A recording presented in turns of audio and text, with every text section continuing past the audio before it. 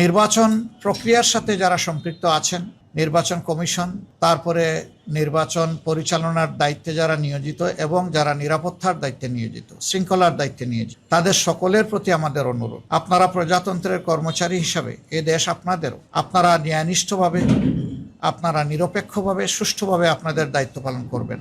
পরপর 4টি নির্বাচনে মানুষ তাদের আকাঙ্ক্ষা অনুযায়ী ভোট দিতে পারেনি এবং সেই ক্ষেত্রে 2008-এর নির্বাচন থেকে শুরু করে গণরায়ের কোনো প্রতিফলন হয়নি। এবারকার নির্বাচনে আমরা স্পষ্টতই দেখতে পাচ্ছি যে মানুষের মধ্যে এই নির্বাচন নিয়ে ব্যাপক উৎসাহ উদ্দীপনা তৈরি হয়েছে।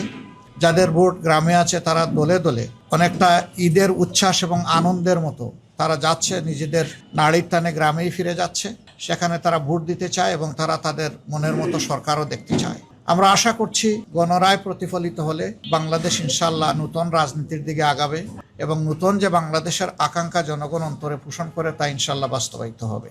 তবে এক্ষেত্রে আমরা জনগণকে বলবো যে বিভিন্ন ধরনের কথা শোনা যাচ্ছে, জনগণের সচেতনতা এবং ক্ষেত্র বিশেষে অন্যায়ের বিরুদ্ধে প্রতিরোধই কেবল সকল অপতৎপরতার উপযুক্ত জবাব হতে পারে। আমরা বিশ্বাস করি আমাদের যুব সমাজ ঘুমিয়ে পড়েনি, তাদের অসমাপ্ত দায়িত্ব পালন করার জন্য তারা এই নির্বাচনকে সফল করে তুলবে ইনশাআল্লাহ যে কোনো মূল্যের বিনিময়ে।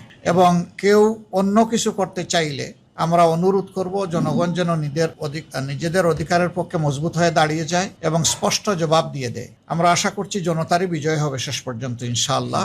পিছন পথে কেউ এসে কিছু করে সফল হতে পারবেন এটা আমরা মনে করি না।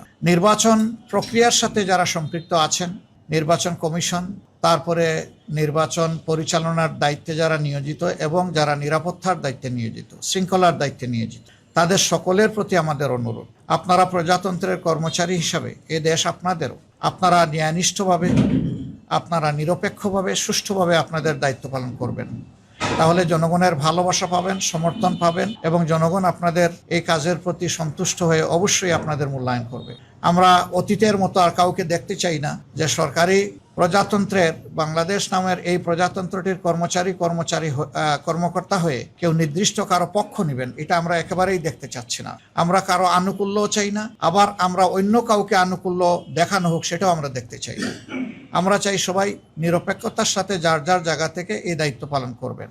এই নির্বাচনের দিনেও বহু ধরনের রিউমার ছড়ানো হতে পারে। আমরা জনগণকে আহ্বান জানাবো 11 দলের পক্ষ থেকে কোনো সুস্পষ্ট বক্তব্য না যাওয়া পর্যন্ত এই ধরনের কোনো বিভ্রান্তিমূলক কথায় মোটেই কান দেবেন না।